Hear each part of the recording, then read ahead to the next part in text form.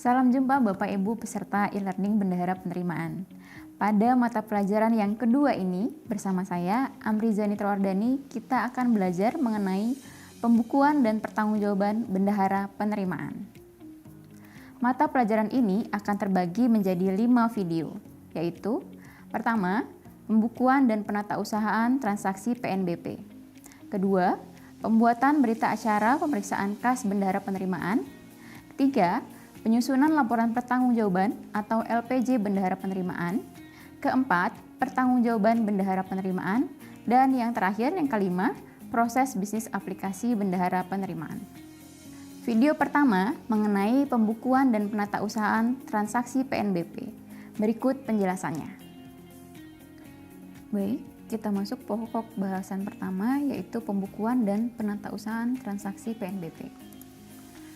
Untuk memulai, kita lihat dasar hukum dari kewajiban Bendahara Penerimaan dalam pembukuan dan pertanggungjawaban. Pertama, Peraturan Menteri Keuangan atau PMK nomor 162 tahun 2013 tentang kedudukan dan tanggung jawab bendahara pada Satuan Kerja Pengelola APBN. PMK ini mencakup pengaturan mengenai kedudukan dan tanggung jawab bendahara yang termasuk di dalamnya adalah pembukuan bendahara, pemeriksaan kas bendahara, dan rekonsiliasi pembukuan bendahara, serta penyusunan, penatausahaan, dan penyampaian laporan pertanggungjawaban atau LPJ.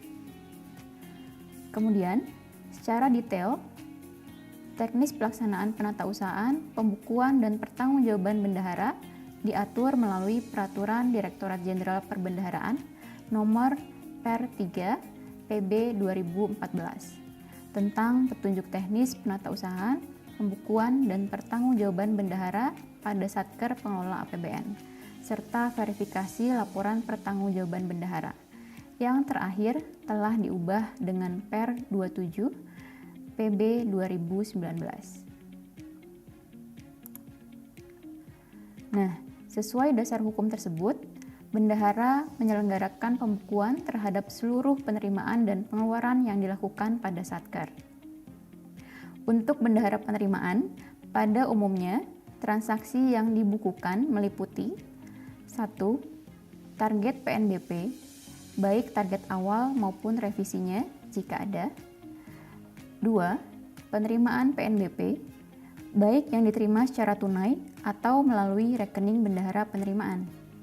3. Penyetoran penerimaan PNBP ke kas negara oleh bendahara penerimaan. 4. Penerimaan PNBP yang langsung disetor ke kas negara oleh wajib bayar. Dan yang kelima, penerimaan dan penyetoran penerimaan lainnya yang sah.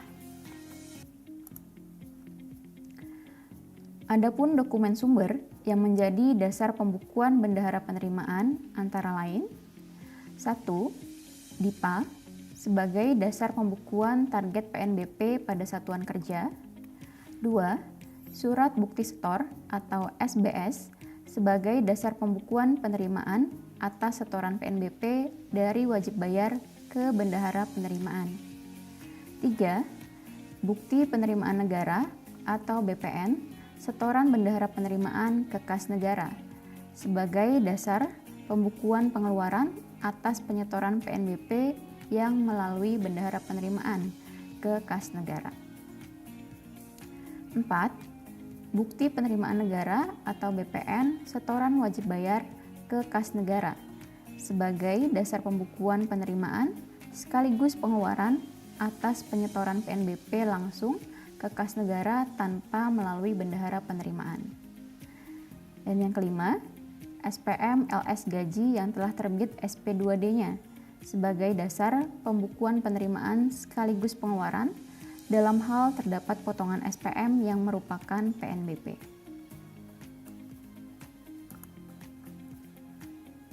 Pembukuan bendahara menggunakan prinsip cash basis, di mana transaksi dibukukan pada saat terjadi penerimaan atau pengeluaran kas.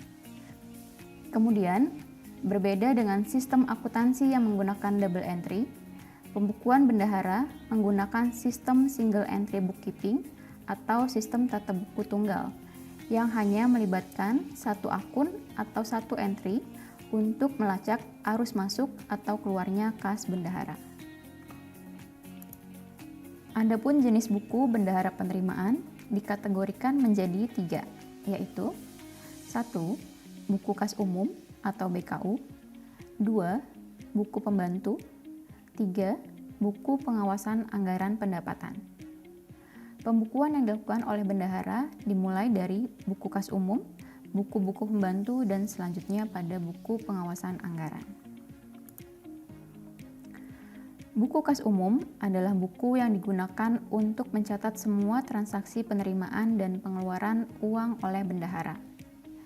Adapun halaman isi buku kas umum meliputi kolom tanggal yang diisi tanggal pembukuan, nomor bukti diisi nomor pembukuan bendahara, uraian diisi penjelasan transaksi penerimaan atau pengeluaran, debit diisi jumlah penerimaan sesuai dokumen sumber, kredit diisi jumlah pengeluaran sesuai dokumen sumber, dan kolom saldo diisi jumlah saldo akumulasi transaksi.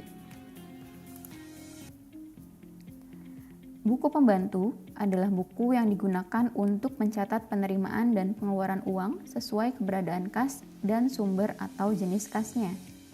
Jenis buku pembantu dapat disesuaikan dengan kebutuhan masing-masing satuan kerja. Misalnya, berdasarkan sumber atau jenis kas dapat dibentuk buku pembantu PNBP, buku pembantu pajak, buku pembantu dana pihak ketiga, dan atau buku pembantu lain-lain. Kemudian, berdasarkan tempat penyimpanan atau keberadaan kas, biasanya dibentuk buku pembantu kas tunai dan buku pembantu bank. Adapun bentuk atau format buku pembantu sama dengan buku kas umum, yaitu meliputi tanggal, nomor bukti, uraian, debit, kredit, dan saldo. Kemudian, buku pengawasan anggaran pendapatan adalah buku yang digunakan untuk pengendalian atas realisasi pendapatan. Buku ini berisi nilai target pendapatan atau PNBP, realisasi pendapatan atau PNBP, dan posisi penerimaan untuk setiap akun pendapatan. Adapun bentuk buku pengawasan anggaran pendapatan dapat dilihat seperti gambar berikut.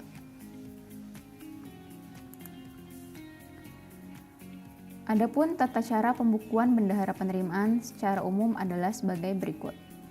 Pertama, untuk target anggaran atau rencana penerimaan yang tertuang dalam DIPA, langsung dicatat sebagai target penerimaan pada buku pengawasan anggaran pendapatan.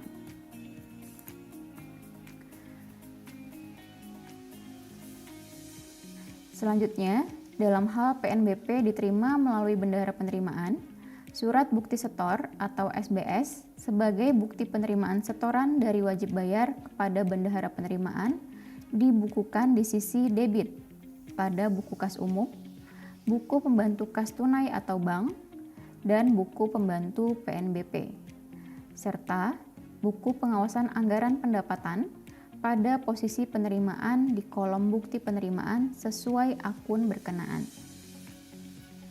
Kemudian, bukti penerimaan negara atau BPN yang dinyatakan sah sebagai bukti setoran bendahara ke kas negara dibukukan di sisi kredit pada buku kas umum, buku pembantu kas tunai atau bank, buku pembantu PNBP, serta dibukukan pada posisi penerimaan di kolom sudah disetorkan pada buku pengawasan anggaran pendapatan.